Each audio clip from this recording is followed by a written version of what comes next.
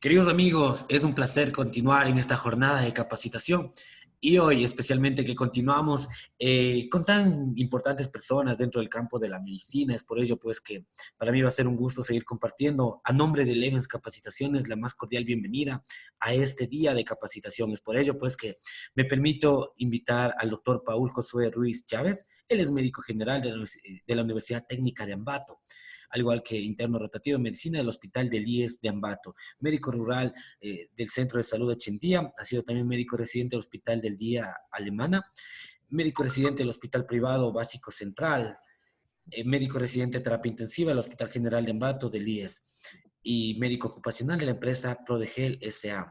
Para mí va a ser un gusto poder compartir de igual manera un saludo cordial y el agradecimiento al Centro Latinoamericano de Estudios Epidemiológicos y Salud Social dirigidos a mano del doctor Cristóbal Espinosa. Pues gracias por ese auspicio y especialmente por compartir con los profesionales. Damas y caballeros, quedamos en buenas manos. Un saludo cordial, estimado doctor Paul. Todo soy el público, pues estamos listos para aprender. ¿Cómo están? Buenas noches con todos. Es un gusto para mí compartir estas jornadas de científicas y sobre todo es un gusto para mí ir desarrollando uno de los temas que en mi opinión es uno de los más importantes en cuanto al manejo en urgencias médicas como tal. Iremos desarrollando el manejo avanzado de la vía aérea, tanto lo que es extubación y su posterior extubación en cuanto a los criterios. De manera introductoria, para ya empezar en cuanto a manejar ya el desarrollo del tema, quisiera tener en cuenta y que ustedes tengan en cuenta que el manejo avanzado de la vía aérea o la intubación como tal es aquella realización de las maniobras y la utilización de dispositivos que van a permitir una ventilación adecuada del paciente. Debemos tener en cuenta también que esta va a ser una situación de emergencia que tenemos que ayudar al paciente para que no comprometa su vida por a veces circunstancias que le estén aquejando. De igual manera, va a ser aquella situación en donde tenemos que establecer de manera rápida y sin errores una ventilación y oxigenación adecuada como tal. También hay que aclarar aquí que la intubación como tal o el manejo avanzado de la vía aérea, tenemos que no confundir el concepto de que al asegurar la vía aérea no es sinónimo de realizarlo de la manera más rápida o inmediata, puesto que también puede provocar algún tipo de complicaciones y que pueden elevar la mortalidad como tal el llevar este procedimiento. Es así que nosotros debemos tener o cumplir ciertos parámetros en cuanto a los tiempos para manejarlo de manera más óptima este procedimiento. Así nosotros podemos evitar sobre todo complicaciones durante los procedimientos rápidos y no preparados, sobre todo lo que son sangrados, traumatismos a nivel de la vía aérea superior o como también arritmias provocados por la administración muy rápida en cuanto al, a los medicamentos que se utiliza para la pseudoanalgesia o los relajantes musculares que ya iremos desarrollando el tema como tal. Nosotros debemos tener en cuenta que para una vía aérea definitiva tenemos varios procedimientos que nosotros podemos realizarlos en urgencias médicas como tal, que va a ser una intubación orotraqueal, una intubación nasotraqueal o una vía aérea quirúrgica que lo vamos a ir abordando de acuerdo a la disponibilidad del manejo que nosotros tengamos en las urgencias o emergencias médicas como tal. Ahora nosotros para empezar, nosotros tenemos que entender cuáles son las indicaciones para un aseguramiento adecuado de la vía aérea, ya sea por intubación, por una mascarilla laringea, por procedimientos ya quirúrgicos como la traqueostomía, etcétera. Sin embargo, las indicaciones van a ser universales. Una necesidad de proteger la vía aérea, que se van a dar esas clasificaciones, o una necesidad de la ventilación u oxigenación como tal.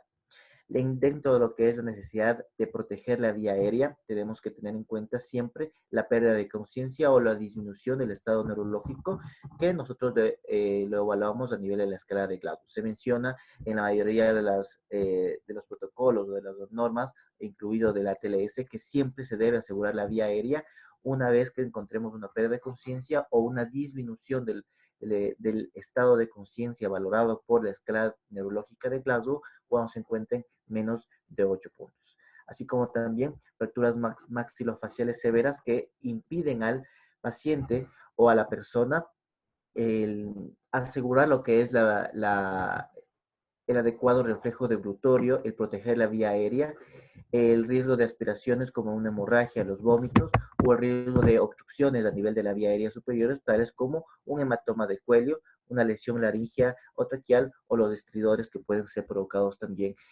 como complicaciones de no ventilar adecuadamente. Las otras indicaciones va a ser obviamente necesidad de ventilación u oxigenación.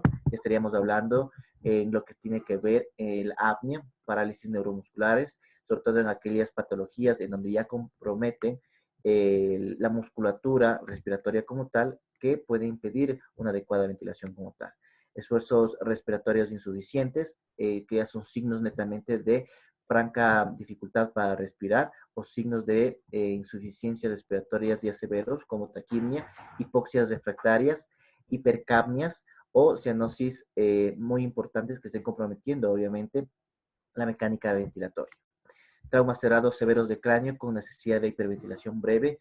Obviamente si ocurre el deterioro, sobre todo en la parte ventilatoria y en la mecánica ventilatoria, y la pérdida masiva de sangre y la necesidad de la reanimación inmediatamente de las maniobras avanzadas de IRCP avanzado. Ahora, nosotros tenemos que tener en cuenta que durante mucho tiempo se ha venido manejando protocolos en una mnemotecnia que se ha mencionado, la llamada regla de las 7P. Ahora se ha incrementado dentro de lo que es la mnemotecnia como la denominada regla de las 8P, debido a una secuencia de pasos que nosotros debemos ir manejando y realizando previo a la intubación, durante la intubación y posterior a la extubación. ¿En qué se detalla esta regla de las 8P? Es en el siguiente orden o el siguiente procedimiento. Uno, siempre debemos nosotros tener una planificación y preparaciones previas, es decir, nosotros ya debemos tener en cuenta qué materiales nosotros vamos a ir utilizando, qué medicamentos vamos a utilizar o qué procedimiento y qué instrumentos vamos a utilizar en el aseguramiento de la vía aérea. Posteriormente debemos tener la preoxigenación como tal, tener dispositivos para mejorar la oxigenación del paciente. Recuerden que el paciente que necesita el aseguramiento de la vía aérea, por lo general va a estar hipóxico, va a estar necesitando cantidades importantes de oxígeno y para lo cual obviamente debemos tener los dispositivos adecuados para preoxigenar al paciente, mejorar la oxigenación como tal y posteriormente también ya empezar al tercer paso que va a ser la premedicación. La premedicación obviamente va a ser lo que es la analgesia para el paciente, mejorar lo que es el umbral de dolor en cuanto a la tolerancia que puede tener el paciente, para posteriormente empezar ya con lo que es la hipnosis y la parálisis simultánea. Recuerden que cuando ya lleguemos a este punto, que es la administración de medicación para la hipnosis y parálisis simultáneas, ya estamos en un tiempo cero al que se domina. ¿A qué se domina el tiempo cero? Aquel tiempo en donde, en conjuntamente que vamos administrando el medicamento, tanto para la hipnosis y parálisis simultáneas, nosotros ya estamos listos para la intubación como tal. El quinto paso va a ser la posición del paciente y una presión cricoidea para mejorar la visibilidad de la vía aérea. Posteriormente, la laringoscopía, el paso y la comprobación del tubo endotraqueal y posteriormente las actuaciones post-intubaciones, que va a ser la monitorización, el aseguramiento que esté el tubo dentro de las vías respiratorias y sobre todo asegurar o fijar el tubo en una adecuada posición para que no se encuentren con problemas o complicaciones posteriores de la intubación, entre ellas una extubación errónea o una extubación accidental. Vamos a ir desarrollando cada uno de estos temas, obviamente viendo qué tenemos que hacer y qué tenemos que tener presente en las etapas de las urgencias médicas en donde nosotros estaríamos tratando este tipo de instrumentales o este tipo de procedimientos. Ahora bien, previo a la intubación, nosotros tenemos que siempre desobstruir la vía aérea, tenemos que verificar que no existan cuerpos extraños. Si los hay que obviamente extraerlos, hay que hacer una elevación del mentor, corregir la posición de la vía aérea, realizar una pseudo subluxación de la mandíbula, de igual manera que son maniobras que van a corregir la posición para mejorar la visibilidad de la vía aérea, colocación de una cánula orofaringia, preoxigenar, como yo les mencionaba, con instrumentos de mascarilla de oxígeno, realizar monitoreo eléctrico y obviamente también verificar las pulsioximetrías o la saturación del paciente para, de acuerdo a eso, una vez que nosotros nos encontremos con una adecuada optimización de la oxigenación en el paciente, o proceder a lo que es el procedimiento, a proceder a la intubación del paciente. Nosotros debemos tener en claro que antes de la realización del procedimiento, como nosotros lo mencionábamos, tenemos que tener claro algunos conceptos. Que la laringoscopía como tal lo que busca es una visión directa de la laringe. Para esto nosotros tenemos que alinear los ejes que vamos a manejar dentro del aseguramiento de la vía aérea, que va a ser los ejes oral, laringio y traqueal. Para esto, lo que los mencionaba, que se describen estos tres ejes, tenemos que alinearlos. ¿Cómo? Para alinear el eje faringio, siempre nosotros debemos de empezar con la colocación de una almohadilla a nivel del occipucio, más o menos de unos 10 centímetros, lo que va a provocar o lo que busca esta colocación del cojón en la posición neutral como tal, es que el paciente se encuentre en una posición de olfateo. Posteriormente tendremos que, para alinear el eje oral con los otros dos ya alineados, vamos a realizar una hiperextensión, es decir, la corrección de la posición, como les mencionaba posteriormente, colocar la mandíbula o el cuello, realizar una extensión para lograr una mejor visibilidad de la vía aérea. Si ustedes se dan cuenta en el esquema que se encuentran en sus pantallas, nosotros al realizar la colocación de la almohadilla y posteriormente la hiperextensión del cuello, nos encontramos con un plano mucho mejor tanto para el ingreso del laringoscopio y posteriormente el ingreso del tubo traqueal. Entonces, son maniobras que nosotros tenemos que ir realizándolas para tener una mejor disposición en cuanto a la entrada del tubo orotraqueal y obviamente el aseguramiento de la vía aérea. Recuerden que estos son pasos que nosotros tenemos que realizarlo independientemente si nos encontramos ante una emergencia como tal que tenemos que asegurar de forma inmediata. Pero recuerden que sin estos pasos se nos va a complicar mucho más el aseguramiento de la vía aérea y obviamente la intubación. Ahora, dentro de lo que es el equipo de la intubación, tenemos que manejar, y siempre se lo menciona en los protocolos, en las normas de la ATLS, siempre mnemotecnias, tener aquellas pistas claves para estar seguros que contamos con todo para los procedimientos de realizar. Entre ellos encontramos un equipo, el denominado equipo SWAP-ME. ¿En qué se menciona el equipo SWAP-ME? Son una mnemotecnia que debe estar preparado en cuanto al equipamiento a una succión, aspirar todas las secreciones antes, durante o después del procedimiento de la intubación.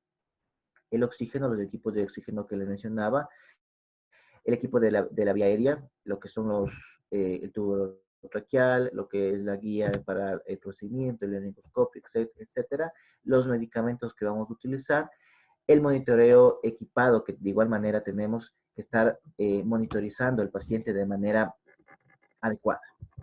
Ahora, como yo les mencionaba, dentro de lo que es el equipo de la intubación, obviamente los guantes, ¿no? Recuerden que nosotros debemos tener guantes de manejo para posicionar al paciente, etcétera, pero posteriormente debemos realizar lo más estéril posible y posteriormente debemos utilizar guantes estériles como tal.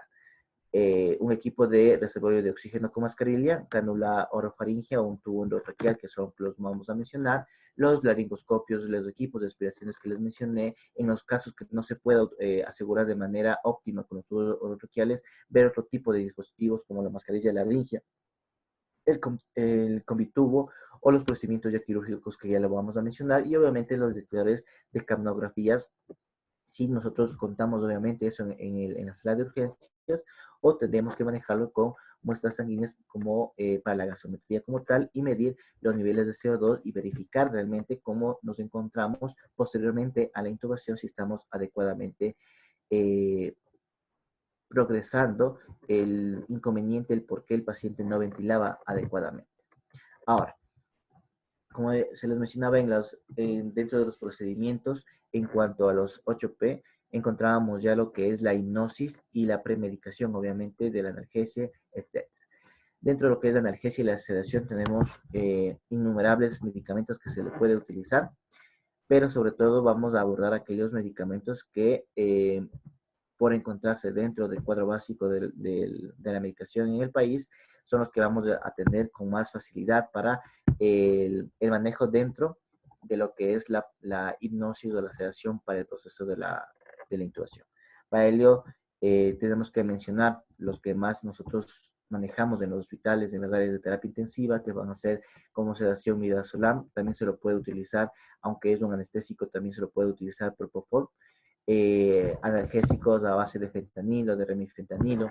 Y se menciona que también se debe utilizar aquellos medicamentos que mejoren el procedimiento de la intubación, como relajantes musculares o inductores para la intubación, como la succinilcolina, o relajantes musculares como el rocuronio o el becuronio. Tenemos que tener en cuenta que estos medicamentos siempre deben ser manejados sus dosificaciones óptimas de acuerdo al peso real del paciente, por lo cual encontramos esta tabla a continuación.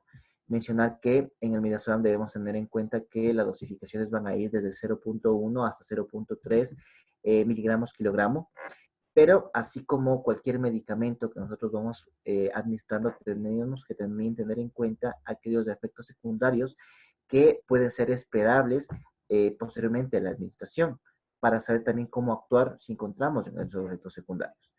En los efectos secundarios midazolam, los más comunes va a ser la hipotensión a dosis altas, náuseas o vómitos, y obviamente el riesgo, sobre todo en el primero que les mencioné, que va a ser la hipotensión a dosis altas del midazolam. Con aquellos pacientes que son muy susceptibles de la hipotensión, debemos ser preparados para el efecto adverso como tal.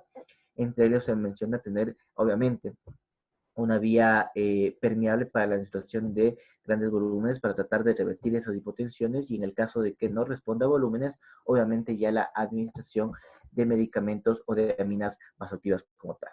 El propofol, obviamente tenemos que también tener la dosis como tal, que va a ser de 2 a 3 miligramos kilogramo. Y entre los efectos secundarios, la apnea, la hipotensión, obviamente vuelve a aparecer, y la bradicardia. Dentro de lo que es la bradicardia también debemos tener listos aquellos medicamentos que nos pueden ayudar a revertir la atropina, como, nos pueden brindar el revertimiento como tal del efecto adverso de la bradicardia. Otros medicamentos que se pueden utilizar, ya hablando de la analgesia, son el fentanilo, que es un opioide mayor. Sobre todo, ver que tienen dosificaciones distintas de acuerdo a los antecedentes del paciente. Por ejemplo, si que se encuentre o nos encontramos un paciente que presenta un fallo cardíaco, estaríamos hablando de una dosis que iría entre los 1 hasta 5 microgramos kilogramo. O si encontramos un paciente con un antecedente de una hipertensión pulmonar, que nos encontramos entre 5 a 25 microgramos kilogramo. ¿Cuáles son los efectos secundarios esperables y que sí se presentan comúnmente? La bradicardia, nuevamente encontramos la hipotensión, un tórax rígido o los vómitos, ¿no? Otros medicamentos que se les mencionaba en un inicio, aquellos que va a permitir una inducción rápida, una vía aérea difícil que necesita un relajantes musculares como el rocuronio, con su dosificación de inicio, que va a ser de 1 miligramo kilogramo. ¿Cuál va a ser los efectos adversos? Una taquicardia, una liberación de histamina. En la succinilcolina, que también como indicaciones va a ser una inducción rápida o una vía aérea difícil. Y obviamente, entre sus efectos secundarios podemos encontrar una hiperpotasemia, una hipernatremia maligna o fasciculaciones en el paciente como tal. Si ustedes se dan cuenta de todo lo que se ha ido abordando en estos momentos, todos estos medicamentos tienen un efecto secundario en común, que provocan bradicardia, que provocan hipotensiones como tal, y que es algo muy común. Por eso nosotros debemos estar preparados también a enfrentarnos a un choque distributivo, y obviamente empezar con medicación para tratar de revertir estos signos de este choque mencionado. Ahora bien, dentro de lo que es las técnicas de intubación, lo lógico es llegar a esto, ¿no? A visibilizar la vía aérea como tal, las cuerdas bucales, todo, pero nosotros para esto tenemos que tener en cuenta la secuencia en la que nosotros debemos realizarlos. La intubación siempre va a ser a través de la boca, y obviamente es el gol estándar del aseguramiento de la vía aérea. Recuerden que la intubación como tal, en aquellos casos que están contraindicados del manejo por la boca, también pueden ser aseguramientos de la vía aérea a través de la nariz, que va a ser un aseguramiento o una intubación a través de la nasofaringe. Ahora, siempre nosotros debemos encontrar que, o debemos tener en cuenta que para el manejo de la vía aérea debemos manejarnos tanto con nuestras manos dominantes y no dominantes. En mi caso, y para la explicación, en mi caso que yo soy diestro, mi mano siempre, mi mano derecha es la que va a contaminarse en el manejo o en el tratar de corregir la posición del paciente. La que me va a estar totalmente protegida y evitar que se contamine va a ser mi mano izquierda con la que voy a manejar el laringoscopio o el videolaringoscopio. Siempre nosotros debemos abrir la boca con los dedos de la mano derecha y el índice cruzado, obviamente, para mejorar la visibilidad y abrir la boca como tal. Y posteriormente, con la mano izquierda, con mi mano no dominante, insertar el videolaringos hacia la boca, desplazar por un lado siempre el videolaringos para evitar traumas en la boca, en las piezas dentales, y posteriormente desplazarle hacia la izquierda la lengua. Una vez que ya he desplazado la lengua, en la base de la lengua presionar o introducir un poco lo que es la pala del laringoscopio e ir insertando, una vez corregida previamente ya la posición, la pala del laringoscopio hasta tratar de encontrar o visualizar la glotis como tal y visibilizar lo que es las cuerdas bucales, visibilizar lo que son los pliegues interatinoideos, obviamente visibilizando también la epiglotis. Una vez que yo logre visibilizar esto, está preparado con mi mano dominante con el tubo orotraqueal y proceder a la intubación de manera inmediata una vez ya identificados estas estructuras. Como les mencionaba, siempre hay que tratar de seguir la secuencia que yo les mencionaba, la preoxigenación, la corrección de la posición de la cabeza, la almohadilla, estar pendientes ya todos los equipos y posteriormente realizar el procedimiento que les mencionaba paso a paso. Ahora, siempre nosotros tenemos que tener en cuenta que tenemos que realizar tanto las maniobras de corrección, pero también maniobras que nos ayuden. Pese si es que nosotros ya realizamos las medidas de corrección de nuestra vía aérea en cuanto a la cabeza, tenemos que tener en cuenta que también existen otras maniobras que nos van a permitir la facilidad de la visión de la vía aérea como tal para la posterior intubación. ¿Cuáles son estas maniobras que se las debe realizar? Va a ser la maniobra de Wurp y la maniobra de Selig.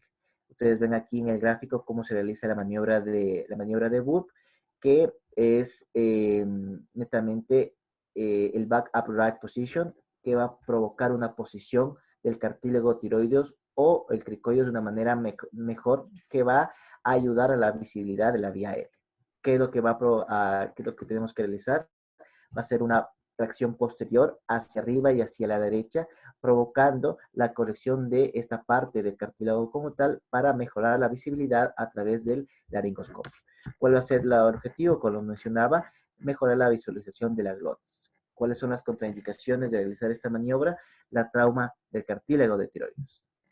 Ahora, en la parte de lo que son la maniobra de Selig, en cambio, la parte anatómica involucrada va a ser la compresión del cartílago cricoides con un desplazamiento o posterior, probablemente provocando lo que ustedes ven con la flecha, una presión, una leve presión, provocando que toda la parte de la epiglotis, de la glotis, bajen y una vez que ingrese el laringoscopio también encuentre doble beneficio. Uno, impedir regurgitación, impedir vómitos.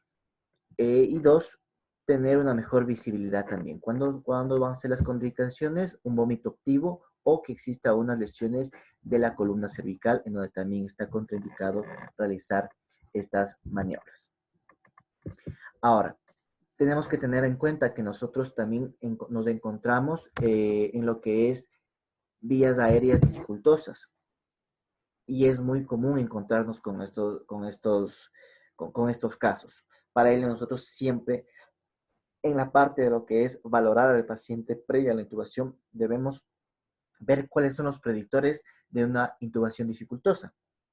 ¿Cuáles son esos predictores de esa intubación predictosa? La clasificación de Corman y de Lehan, clasificación de Malapati, el distanciamiento tiro-mentoniano, el distanciamiento externo-mentoniana, la distancia de los interincisivos, perdón, o la protrusión mandibular. Entre ellos, los que más se manejan son escalas o protocolos como la escala de Lemon, en donde igual es un algoritmo que nosotros podemos ir manejando de acuerdo a cada una de las letras. La L que va a ser mirar el cuello, alteraciones anatómicas, ver la relación de barba-bigote, el distanciamiento mentoniano como tal en cuanto al cuello que el paciente puede presentar. La E que va a ser evaluar el 3-3-2, que es lo que ustedes ven en la imagen, que va a ser 3 dedos de apertura bucal, 3 dedos en el mentón hasta el hueso ioides o 2 dedos en la base de la tiroides. Si nosotros encontramos que si cumplen estos criterios, estaríamos hablando de que no va a ser una vía aérea dificultosa y que estaríamos expectantes a un adecuado manejo en cuanto a la intubación. La M que va a ser evaluar el malampatio o una evaluación de la visualización del paladar blando con la apertura bucal, que ya vamos a verlo posteriormente en gráficos.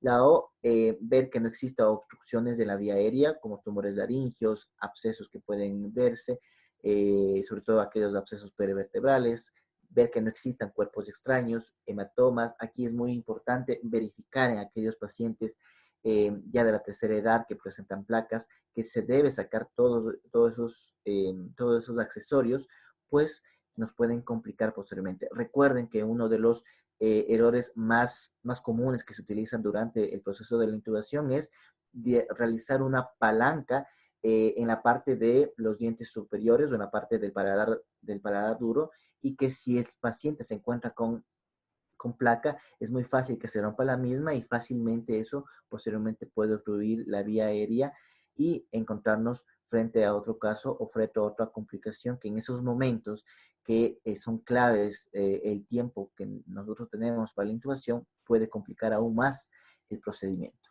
Y por último, la N que va a ser el neck. En el cuello, ver la movilización de la columna debe estar reducida, evitar movimientos muy bruscos, puesto que podemos tener algún tipo de trauma a nivel de las cervicales. Como les mencionaba, en la parte de clasificación de Malampati, que es la más utilizada, la más conocida, nosotros debemos de conocer estos gráficos en los pacientes, ¿no? Recordar que existen 4 tipos de clases clases o grados en cuanto a la clasificación de Malampati. El grado 1 va a ser aquel en donde nosotros podemos observar el paladar blando, los pilares y la úvula. La clase 2 en donde nosotros podemos observar únicamente el paladar blando, los pilares y únicamente la base de la úvula, ya no todo por completo. El grado 3 solo se va a poder ver el paladar blando. Y el paladar 4 en donde no se logra ver el paladar blando como tal. Recuerden que una vez que nosotros logremos identificar esto, el grado 1 y 2 predice una intubación fácil, sin mayor complicaciones. Sin embargo, si encontramos un grado tipo 3 o un grado tipo 4, predice cierta dificultad para intubar y que debemos estar conscientes que debe estar este paciente bajo manos un poco más expertas o en aquellos expertos que puedan manejar complicaciones como tal en aquellas intubaciones difíciles o procedimientos en donde no se logre realizar adecuadamente la intubación como tal.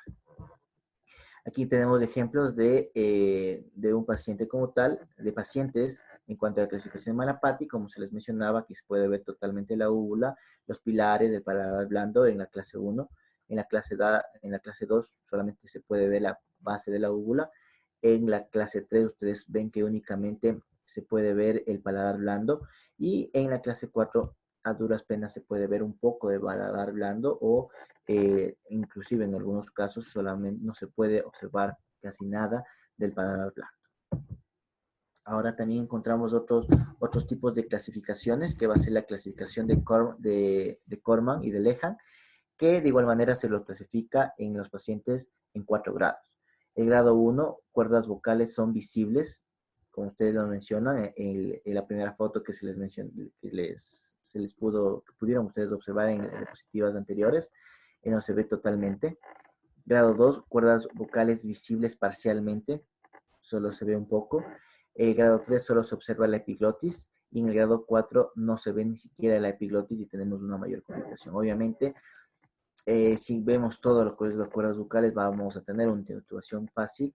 El grado 2, cierto grado de dificultad. El grado 3, una intubación muy difícil, pero posible.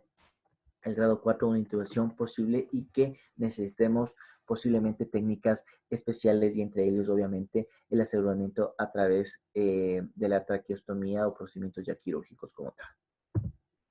También otros predictores que nosotros podemos manejar puede ser el distanciamiento tiromentoniano o tiromentoniana, que si nosotros encontramos tres tipos diferentes de grados. El grado 1 cuando existe mayor de 6.5 centímetros, de 6 a 6.5 grado 2, y si que tiene una longitud menor de 6 centímetros, nos encontramos frente a un caso de grado 3. El grado 1 nos encontraríamos frente a una laringoscopía e intubación endotraqueal sin dificultad e intubación endotraqueal con cierta dificultad. El grado 3 y una intubación endotraqueal muy difícil o imposible. ¿Cuáles van a ser las causas de una intubación dificultosa? La micrognatia, la macroglosia, una lesión cervical que me va a impedir traccionar, corregir la posición del paciente, una apertura limitada de la boca. Recuerden aquí que eran las señales de los 3 dedos que pueden hacer la apertura de la boca. Obesidad, aquellos pacientes que tienen obesidad, recuerden que su grasa corporal incrementa y por lo general son pacientes que tienen cuellos cortos y que van a dificultar obviamente también tanto las correcciones anatómicas que mediante las maniobras, así como también su vía aérea va a estar mucho más anterior y obviamente tendríamos que utilizar otro tipo de palas para tratar de mejorar esa visibilidad. El traumatismo facial, que obviamente también es otra contraindicación y que en ella se tiene que ver otro, ¿no? Como ustedes se dan cuenta,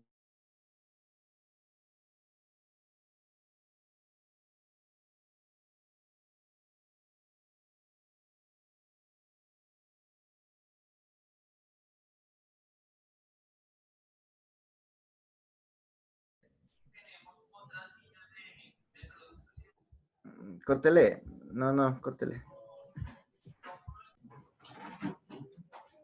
Entonces, nosotros siempre debemos recordar y de manera resumida que sí estamos nosotros expuestos a tener dificultades en cuanto a la intubación. ¿Cuáles van a ser siempre estas dificultades como tal? Lo que ya les fuimos mencionando, ¿no? Todas estas probables diferenciaciones anatómicas de cada uno de los pacientes que tenemos, como la micrognatia, macroglasia, la lesión cervical, la apertura limitada, la misma obesidad y los traumatismos sociales, y por ende siempre debemos estar nosotros predispuestos a tener una ayuda de personal mucho más capacitado y obviamente que, como por ejemplo que les mencionaba en cuanto a la intubación a través de la nariz, debemos estar siempre dispuestos a una ayuda por parte de personal más capacitado, entre ellos los anestesiólogos. En los otros ejemplos que yo les iba mencionado con anterioridad, les mencionaba que había otros tipos de, más que aseguramiento de vía aérea, mejorar como tal un poco la hipoxia o un poco el procedimiento como tal en aquellos pacientes que tenemos dificultades en cuanto a la intubación. Entre ellos, uno de los dispositivos a mencionar son la mascarilla laringia. Entonces, tenemos nosotros que tener en cuenta que esta mascarilla laringia en los gráficos, sí debe estar dentro de nuestras posibilidades en aquellos casos que nosotros nos encontremos con dificultades para la intubación. Tenemos que saber que este tipo de mascarilla laringia fue o surgió a partir de la investigación para un un poco más confortable invasivo que aquellos como la intubación, la traqueostomía como tal, respectivamente, en la mantención de una vía aérea en aquellos casos que no contemos con los instrumentos o que estemos ante un paciente con una vía aérea de difícil acceso. Nosotros tenemos que encontrar que también este tipo de dispositivos de la mascarilla de laringia ya se encuentra como uno de los dispositivos base o dentro de los cuadros básicos como tal que se utiliza dentro de la Asociación Norteamericana de Anestesiología. Nosotros debemos de recordar que para la introducción, este se va a guiar siempre con el dedo índice que se va a introducir dentro de la boca y que posteriormente es introducir este dispositivo a través de la hipofaringe, logrando llegar hasta la parte más extrema o más inferior de la vía aérea, logrando que este dispositivo quede frente a frente, como ustedes ven aquí en la imagen, se encuentren frente a su apertura distal quede generalmente enfrentado al glotis y obviamente al lograr que ya ingrese y yo me encuentre con el dispositivo de bolsa mascarilla, también se logre una adecuada ventilación hasta lograr obviamente con su posterioridad un aseguramiento de mejor calidad o de mejor manera, ya sea por una intubación o realización de un procedimiento quirúrgico como tal. Entonces, esa es una de las posibilidades que nosotros sí podemos manejar y que tenemos que también tener a nuestra disposición en el caso de que surja algún tipo de complicación. Ahora, nosotros debemos tener un poco más claro cuál va a ser mi procedimiento a seguir. Y aquí nosotros debemos tener, o nuevamente sale a flote o sale a la luz, un algoritmo como tal que va a ser la secuencia de intubación rápida, que es netamente un resumen de lo que ya hemos venido hablando y que debemos hacer un mapa mental siempre que nosotros nos encontremos dentro de probables casos de intubación, que debemos tener este mapa mental de manera rápida para realizarlo la intubación como tal.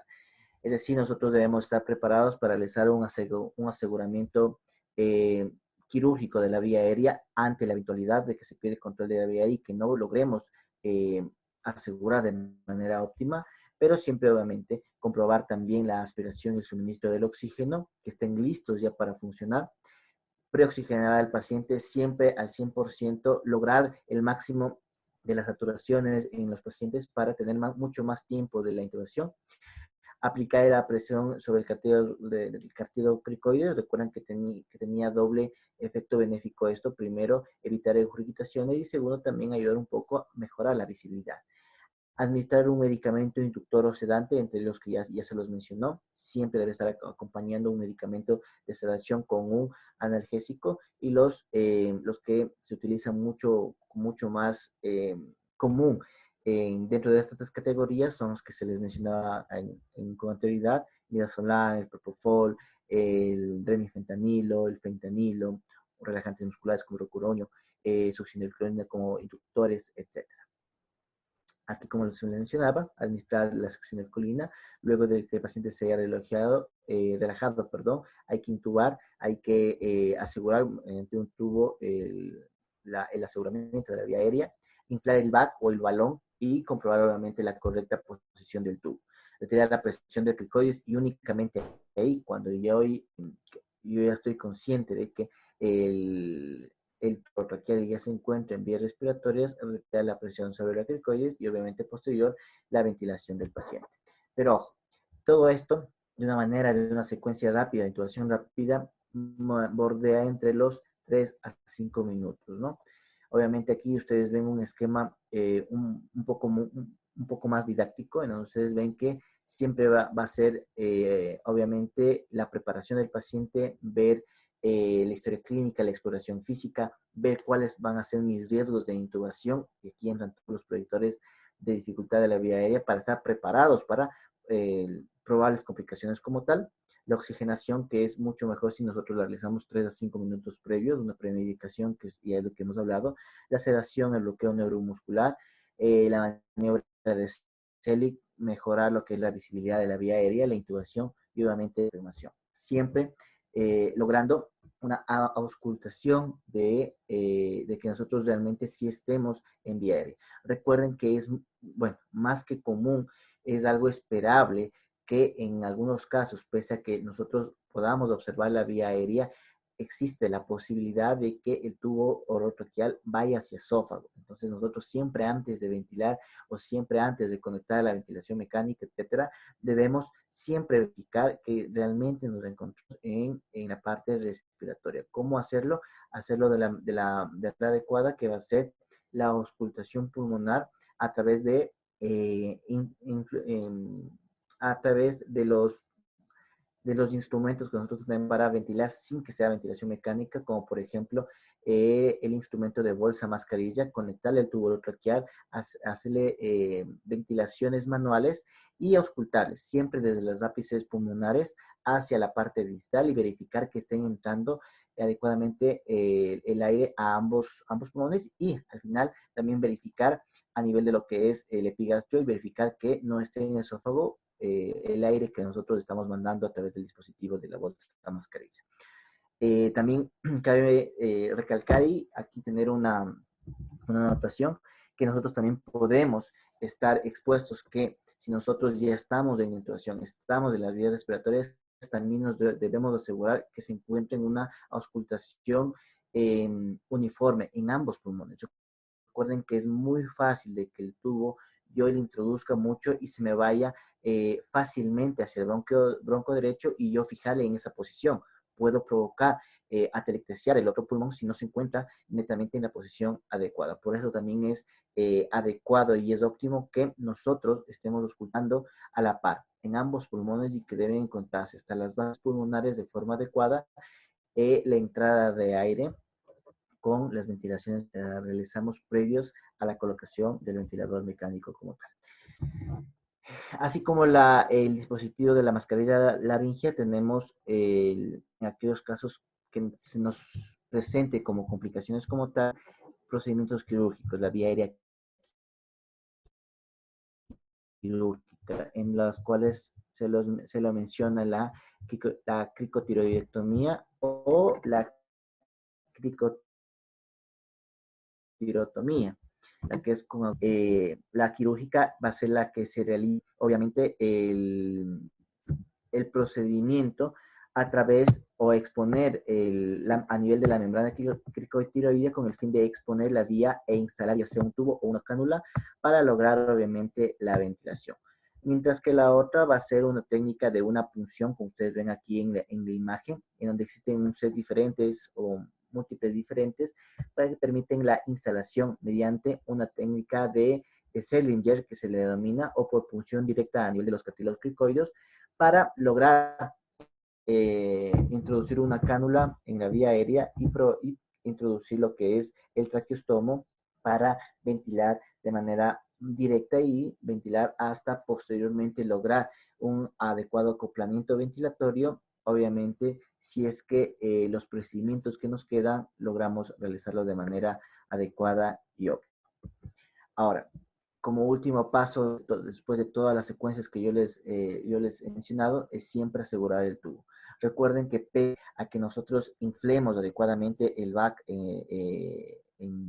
a nivel de la vía respiratoria, si nosotros no fijamos, el tubo va a estar bailando en la boca y es muy posible y es muy probable que con todas las secreciones, si el paciente no está sedado adecuadamente, él tosa y es muy probable que también, a más de que pueda ocurrir traumas a nivel de las vías respiratorias, también puede provocar una extubación accidental si no fijamos. Y eso, y aún así, si logramos una fijación adecuada, también tenemos el riesgo que exista una extubación no deseada, sino que va a ser una aspiración adecuada secretamente y evitar de que esta sujeción se haga mucho más lábil y que posiblemente también provoque esta complicación que les menciono.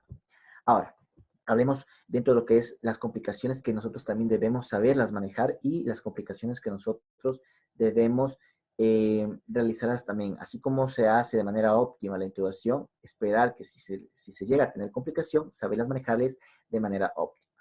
Estas complicaciones van a estar durante la intubación o pueden estar presentes durante la intubación mientras el tubo esté en el sitio, es decir, en la intubación o posterior a la extubación.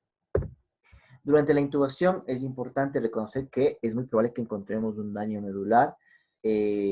Recuerden que nosotros hacemos maniobras de correcciones de posición en pacientes con traumas cervicales, podemos provocar un daño medular. Provocar también durante la intubación una excesiva demora de la reanimación cardiopulmonar si nos demoramos en cuanto a la intubación y el inicio del RCP.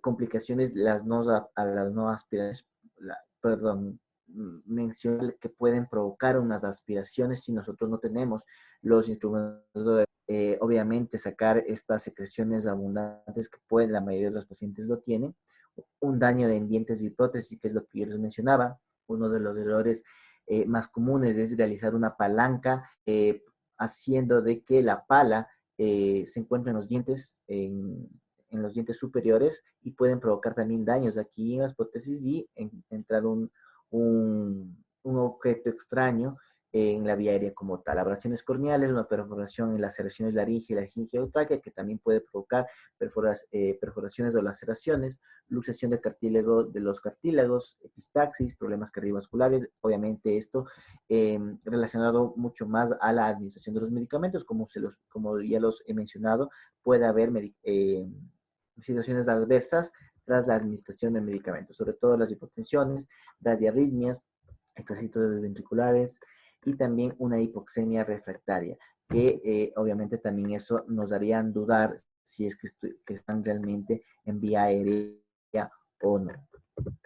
Mientras el tubo está colocado, puede haber una obstrucción o un enrolamiento del tubo, una salida del tubo, progresión hacia los bronquios, lo que yo les mencioné. El tubo progresar mucho hacia un bronquio, quedar desprovisto de la oxigenación o de la ventilación, el otro bronquio, mejor dicho, el otro pulmón, y puede también provocar complicaciones, como se los mencionaba abajo, ¿no? Un neumotórax, un barotrauma, un daño mecánico de algunas estructuras de la vía aérea superior, y complicaciones también como posteriores a la extubación, las que pueden ser inmediatas y mediano y largo plazo. Las inmediatas, posteriormente a la extubación, debemos estar preparados a laringoespasmos. Hay pacientes que, si no se valora adecuadamente el procedimiento de la extubación, pueden provocar también aspiración, vomitar y aspirar el paciente y encontrarnos otra vez con otro tipo de complicación a mediano y largo plazo. Irritación obviamente de la garganta, el dolor que la mayoría de los pacientes, laringitis, parálisis de cuerdas, edema laringio, granulomas laringios, sinequias de cuerdas, e inclusive la muerte si nosotros no controlamos adecuadamente o no hacemos un seguimiento adecuado al paciente posteriormente a la extubación inmediata. Por último, manejar lo que es la parte de los criterios de la extubación. ¿Cuándo extubar? ¿Cuándo sabemos que ya debemos extubar? Obviamente, primero, cuando existe una clínica favorable en el estente de la ventilación mecánica, que va a ir progresivo, bajar parámetros ventilatorios. Eh, Cuando el paciente ya recobre el nivel de conciencia. Recuerde que cuando nosotros vayamos progresando la ventilación mecánica, también vamos a ir disminuyendo dosis de sedación, vamos a eliminar sedación, nos vamos a quedar únicamente con analgesia, y el paciente debe ir mejorando su estado de conciencia. Cuando el paciente ya se encuentra con un estado de conciencia adecuado, es otro de los criterios que nos sirve para la extubación. Resolución, obviamente, las indicaciones iniciales, es decir, cuando ya haya superado el por qué se le intubó, también son criterios de extubación, pero aquí nos falta mencionar algunos y muy importantes. Obviamente, aparte del estado de conciencia y todo eso, verificar realmente si el paciente puede proteger su vía aérea. ¿Cómo? Netamente ver que tenga un adecuado reflejo, que tenga un adecuado deglución de las secreciones, que son señales de que nos indican a nosotros en la parte del destete ventilatorio de que el paciente sí va a proteger su vía aérea, y si cumplen todos estos criterios, nosotros sí podemos manejar la posibilidad de una extubación. Obviamente, para la técnica adecuada debemos seguir igual procedimientos o protocolos, que siempre el paciente debe estar bien sentado, con una cabeza de 45 grados, debe estar previamente la extubación el paciente aspirado, para que con eso, una vez que ya se logre la extubación, tenga la menor cantidad de secreciones y obviamente evitar un fracaso de la extubación como tal. El paciente debe saber lo que se le va a hacer, debe saber que se le va a sacar el tubo, que va a tener la molestia, que va a sentir la molestia de sacar el tubo, y que él nos debe colaborar. El paciente, si una vez ya está consciente, ya ha mejorado su estado neurológico, él debe saber el se lo va a realizar, cuándo se lo va a realizar y qué es lo que va a sentir, qué es lo que va a esperar posteriormente a la extubación. Obviamente nosotros debemos desinflar el manguito o el back del tubo, Recuerden que si ustedes no realizan esto, hay una gran posibilidad de, si ustedes sacan el tubo y con el valle inflado, pueden provocar laceraciones, provocar traumatismos a nivel de la vía respiratoria y también pueden provocar el fracaso del proceso de la extubación. Obviamente también tenemos que tener que el paciente debe tener un reflejo de oxígeno, el paciente debe toser posteriormente la extubación, el paciente debe verificar que realmente pueda toser adecuadamente y que tenga este reflejo adecuado. Y obviamente tener una oxigenación adecuada o los instrumentos adecuados para que la extubación no fracase o no falle como tal. Cabe mencionar que en los procesos de extubación debemos manejarlos de manera tranquilos. No debemos acelerar el proceso de la extubación porque obviamente podemos fracasar y necesite el paciente nuevamente un proceso de reintubación. Y recuerden que otro proceso de reintubación incrementa los riesgos o complicaciones de tener mucho tiempo el tubo endotraqueal dentro de las vías respiratorias. Para finalizar dentro de lo que es el tema, me gustaría mencionarles esta frase de los ojos no ven lo que la mente no sabe, como una reflexión que nosotros, la parte de los profesionales de la salud, médicos, de enfermería, etcétera, debemos estar siempre preparándonos continuamente para estar conscientes que debemos manejar de la mejor manera cualquier tipo de complicaciones, no solamente en el manejo de la vía aérea, sino en todo tipo de enfermedades con el único objetivo de el bienestar de nuestros pacientes. Espero haberles ayudado en cuanto al manejo de este tema y espero de que todos, incluyéndome, nos sigamos preparando de la mejor manera con el fin, obviamente, y recalco, el bienestar de nuestros pacientes. Les agradezco por su atención y espero verlos en una próxima oportunidad. El agradecimiento es para usted, doctor Paul. Muchas gracias por el tiempo que nos ha brindado, especialmente con esta información de suma importancia. Estoy seguro que va a servir para muchos profesionales y pues gracias por el tiempo que nos ha brindado. Estimado doctor Paul, antes de poder despedirnos, tal vez un último mensaje, algo que nos quiera dar a nosotros como profesionales dentro de la salud, alguna indicación dentro del tema o tal vez fuera del tema, pero siempre es bueno saber y conocer acerca de quienes ya están desempeñando, ya tienen la oportunidad de hacerlo como expertos en su campo. ¿Algún mensaje que nos pudiera indicar, doctor Paul? Eh, Recalcar lo que les mencionaba al último, nosotros estamos en la obligación de irnos preparando de la mejor manera. Sé que, sobre todo, hay muchas falencias dentro de lo que son los sistemas de salud, independientemente del país que sea, pero nosotros como profesionales de salud tenemos que demostrar que frente a las adversidades podemos desempeñar de la mejor manera que podamos, pero siempre y cuando nosotros tengamos el compromiso de irnos preparando paulatinamente, mejorar nuestros conocimientos y si nosotros mejoramos ese aspecto, también va a mejorar la calidad y calidez de atención hacia nuestros pacientes. Claro que sí, muchas gracias, doctor. Y para nosotros, como Leves Capacitaciones, igual el agradecimiento hacia usted. Esperamos pues poder atender en futuros eventos, al igual pues que la situación mejore. Éxitos de sus labores, doctor, y pues será hasta una próxima con usted igual también, doctor. Muy gentil. Hasta luego, un gusto, hasta luego. Un gusto, doctor. Y ahora sí, queridos amigos, como nosotros damos también por finalizado esta parte, esta exposición en la cual tuvimos la oportunidad de compartir con el doctor Paul Ruiz.